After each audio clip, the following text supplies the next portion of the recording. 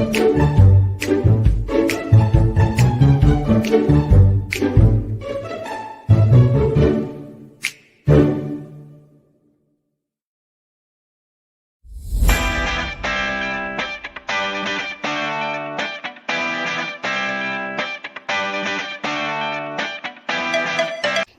my name is Nuhazirah Binti Rahim from RK85. My metric number is 191151380. We are proposing a plan to do a COVID-19 vaccine awareness campaign for students University Malaysia Police. The venue at Dewan Ilmu because the place is big, so the organizer can arrange for students to sit by following SOP, which need a distance of 1 meter from each other. We target 200 students to join this program. From a survey, we found the main problem among the students is they still afraid to take the vaccine. So, we find the solution by asking help from people who know about the virus of COVID-19 and the vaccine, and also students who had taken the vaccine to share their experience. We hope this program will make students realize the importance of vaccine and ready to take it. To know more about this program, I will pass this presentation to Hidayah. Thank you, Hazira. Hi everyone. Let me introduce myself. My name is Siti Nurhidayah Binti Abdullah. I'm from Atlet 13. My metric number is 19105084, and today I will talk about introduction of our proposal project. As been mentioned by Hazira just now, roughly we are having about 200 students as participants. So the main objective of our event is to spread the awareness about what is vaccine is. Next, we want to tell the student about the importance of taking vaccine so that they will know about the benefit by taking the vaccine. During the event, there will be 2 activities that will be done. The first activity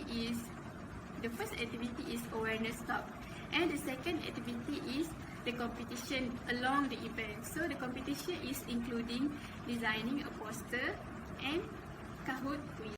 When we are not having this program, students will continue to afraid of vaccination. They also will exposed to the most unauthentic and fake information. Okay, next I will pass to the next presenter, Mahfuzah. Thank you, Hidayah. Assalamualaikum and Hi everyone. Let me introduce myself. I am Siti Mahfuzah Binti Fauzi. My matrix number is 191151396. I'm going to talk about the methodology of proposal report. For this proposal, an online survey has been conducted in gathering information. Before that, what is meant by survey? Surveys acquire data with the aid of interviewing sample respondents from a well-described population. The advantages of using this method are to get facts and insight into diverse subjects of interest. Besides, it also makes it easy to search out statistically important results. A simple purposive sampling was used. Out of 80 respondents, 35% are males and the rest are females. All age groups of respondents varied between 18 years old and above. The highest age group is 22 to 25 years old that give 50%. In terms of nation, a total of 83.8% of respondents are Malay, 7.5% Chinese, 5% Indian, and 3.7% other nations. In respect of study levels of respondents, the highest contribution on this survey is degree students with 98.9%, and the least contribution of this survey was from master student, 1.2%. The majority of the respondents are Year 2 students with 76.2%, the second majority respondents from Year 3 students with 15%, and the least respondents are from Year 1 students with 8.8%. The questionnaire consists of 22 questions that is divided into 4 sections, which are General Overview, Problem, solution, and demographic profile. The type of question that has been used is a closed-ended question, such as dichotomous questions, multiple choice questions, and Likert question. Using different question and answer types effectively lead to more engaging surveys. Incorporating the different types gives us more complete and accurate results. That is all from me. Now I will pass to the next presenter, Qaisara. Thank you to Siti Mahfuzah. Hi, my name is Qaisara Mardhiah binti Roslan and my metric number is 1911511389, and I will continue to present about the problems. There are 6 major problems that we're facing to done this proposal. The first one is about the lack of awareness of COVID-19 vaccine. Lack of awareness is due to the substance inaccessibility or inaccuracy of information, which is sometimes made harder by cultural taboos, myth, and fear, which can stop people from taking preventative action to vaccinate. The second problem is about safety and efficacy of COVID-19 vaccines. Most students are concerned about vaccine safety and effectiveness because of limited information regarding the vaccination that was used in order to overcome the spread of the virus. Every vaccine used in Malaysia for vaccination is already being tested and carefully monitored, and it goes through many procedures to enhance the safety, quality, and effectiveness. Vaccines that are registered in Malaysia will be evaluated by the National Pharmaceutical Regulatory Agency, known as NPRA. Therefore, concern on safety and efficacy of vaccines can be overcome as vaccine will be monitored and evaluated before administered. The third concern that we are facing can slowly follow SOP help to prevent COVID-19 vaccine. Following SOP without having another alternative only give COVID-19 longer time to subside. Thus, other precautions need to be taken such as vaccination. Dr. Nurhidayah mentioned that vaccine give internal protection while SOP compliance will offer external protection against COVID-19 infection. The fourth concern is about reliability of COVID-19 vaccine information.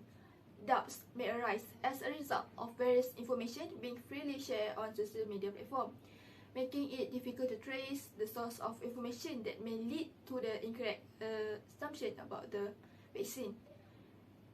The fifth problem, are we willing to follow SOP for the rest of our life? From the survey that have been done, 76% of UNIMED students are not willing to follow SOP for a long period of time. They may realize that only following SOP cannot reduce the amount of COVID-19 cases. Thus, vaccine needed to counterback the spread of the virus. The last problem, tight SOP that happen now may cause from the irresponsibility of certain people. That's all about I will share. I will give to the next presenter. Hi and Assalamualaikum. My name is Farah Husna Binti Ishak and my metric number is 1911511315. After we analyze the reason on why students refuse to take and believe in COVID-19 vaccine, we have come up with solution to overcome this problem. So now, I would like to talk about the solution that we have proposed from the survey. What do you recommend as the most effective messaging means of communication for those who are hesitant to take the COVID-19 vaccine? As we can see from the graph, from a total of 80 respondents, majority of the respondents favored a prepared script on the importance of getting vaccine with an explanation of its safety, while the respondent choose a brochure and flyers that can be distributed to the patient as the least effective messaging means of communication. This is because the respondent possibly think that a prepared script on the importance of getting vaccine with an explanation of its safety is more detailed and can easily influence others to get vaccinated compared to the other recommendation. Next, the second proposed solution is that the student should not take the news about the COVID-19 vaccine wholly without knowing the legal sources to avoid misunderstanding. According to the bar graph, 60% of the respondents strongly agreed, while 22.5% of the respondents agreed with the statement. But still, a total of 70.6% of the respondents are neutral, disagreed, and even strongly disagreed with the statement. This possibly happened because those students are still unaware of the risky effect of taking this matter lightly, because it can actually harm the other people's perspective about the COVID-19 vaccine. The third proposed solution is that the students should use their social media wisely to help spread the awareness to change the other people's perspective regarding the COVID-19 vaccine. The graph bar illustrates 81.3% of the respondents are strongly agreed that the social media can give a huge contribution to help change the anti-vaccine perspective. If more students use their social media wisely and accordingly, this will be a great opportunity to reach people out there and gain their trust about the COVID-19 vaccine. But then, there is still respondents who refuse to agree with the statement, as they are concerned about the fact that there is still a lot of fake news out there compared to the trustworthy news in the social media. Without wasting any other time, now I would like to welcome our next group member, Alif Hakimi, to continue presenting about the other solution. Thank you, Husna. Assalamualaikum and Hi. My name is Alif Hakimi bin Zakaria. My metric number is 1911511307. And now, I would like to share the next solution of our proposal. The next solution is try to compare the information about COVID-19 with another website before spreading it. Based on the graph, the majority of the respondents strongly agreed from that solution because to ensure the reliability of the facts that they read and receive. Bear in mind that fake news is designed to feed our biases, hopes, and fear. Then, punish the student who spread fake news about the COVID-19 vaccine accordingly. The bar graph illustrates that 45% of respondents strongly agreed and 28% of respondents agreed with that action. By punishing the students accordingly, it is the only way to help stop the spreading of fake news about the COVID-19 vaccine. Furthermore, the punishment will be an example to the other students to not repeat the same mistake again to avoid such things.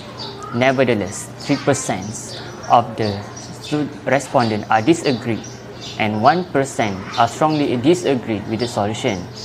They might think of the other way to discipline who spread the fake news to others by giving them advice on why they need to stop it immediately. Last but not least, all Malaysians that break the rules should be punished, but the situation needs to be considered too, especially for those in the middle class society. From the graph, this can be seen that Malaysians belong to the middle class society, which means they have difficulties to pay the fine for the person who disobey the rules that have been stated by the government. On the contrary, some respondents want all Malaysians to be treated fairly, as they need to pay the same amount regardless of their society's class.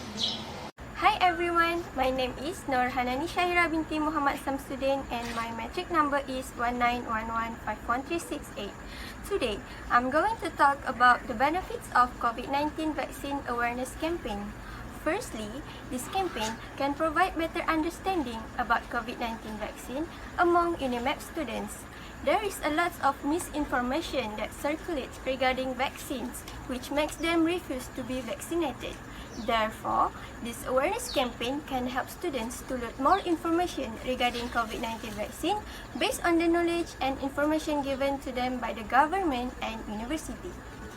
Besides that, this campaign can benefit UNIMAP students by getting everyone on the same page. Until today, over thousands of people in Malaysia has been infected by COVID-19. Therefore, researchers develop a vaccine and hope it is effective in limiting the spread of disease by providing immunity. When students are immune to a disease, they are unable to be infected by it, which means they will not able to pass it on others too. Next, when students already have a better understanding about COVID-19 vaccine, they can get benefits by having a chance to expand awareness towards the nearest family members. Tell them that to get information from a trusted source. Often, people might be reluctant to get a vaccination for themselves, but we can encourage them by suggesting to do it for their loved ones. For examples, whether it's encouraging grandparents to get the shots to be able to hug their grandkids, or young people to get the shot to protect vulnerable family members. Moreover, students in UNIMEP may obtain real-life story sharing, which will be handled by the medical staff. They will be more interested to hear and voice out any doubt about COVID-19 vaccine. Throughout this campaign, students of UNIMED will trust that vaccination will be an important tool to help to stop this pandemic. By this, it may help to reduce the illness among students and other people around the world. Lastly, the awareness that UNIMEP students achieve from this program can benefit them now and in the future. Once they are fully vaccinated, they may be able to start doing some things that they stopped doing because of the pandemic. For example, you can gather indoors without masks with other people who are fully vaccinated. And the most important thing is they can have face-to-face learning in UNIMEP as well as creating more memories as university students. Hi, it's me again. Now, I would like to share about the management of our proposal. Based on the organizational chart, the advisor has the important role to make the campaign run smoothly. Ms. Farah will provide guidance and give some advice relating to the campaign program to make sure that the campaign keeps on the track and achieve our goal. Next, the leader will plan the campaign and appoint event manager. Leader, which is Husna, will provide a vision and establish an effective organizational structure. Furthermore, Siti, as a secretary, will make a report of the campaign and ensure the meetings are effectively organized. Subsequently, our treasurer, which is Nuhazirah, will find the sponsorship and manage the financial affairs of the program, including cash flow such as setting food, drinks, and souvenirs. Now, I would like to welcome our next group member to continue presentation. Thank you. Hi, it's me again, Husna. So now, from the organization chart, the duty of the event manager, Hanani, is inviting the pharmacist of the KPJ Perlis, assistant medical of UNIMEP, and students who already get vaccinated. These people were invited for them to share and give their talk about the benefit of taking the COVID-19 vaccine. Then, the protocol responsibility, Qaisara, is contacting the UNIMEP authorities to set up about the campaign and the accommodation. Then, this protocol team will also ensure that the student who attending the awareness talk will always follow the SOP well. Next, we have our technical crew Hidayah. This team will handle the PA system such as the lighting, sound, Q&A session, and others. Last but not least, we have our media team Alif. This team will help to promote our campaign about the COVID-19 vaccine awareness campaign talk through social media so that the students know about this campaign earlier. That's all from me. Thank you. Wow, that's a good sharing, Husna. I will continue this presentation with share about costs. We need 3,940 ringgit to organize this campaign.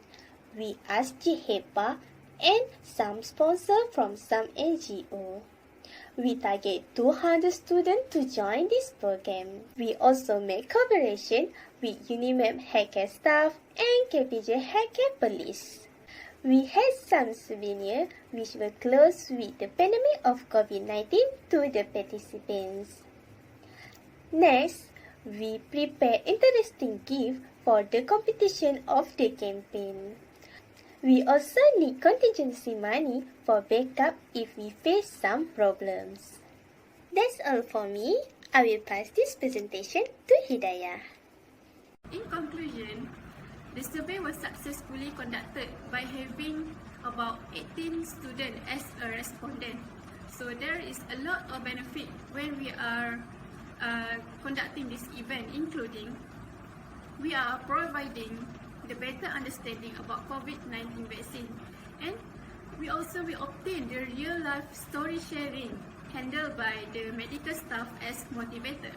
Next, we also are leading students to taking vaccine very soon. And lastly, we also will start achieving highest immune system. Okay, that's all from me and our group.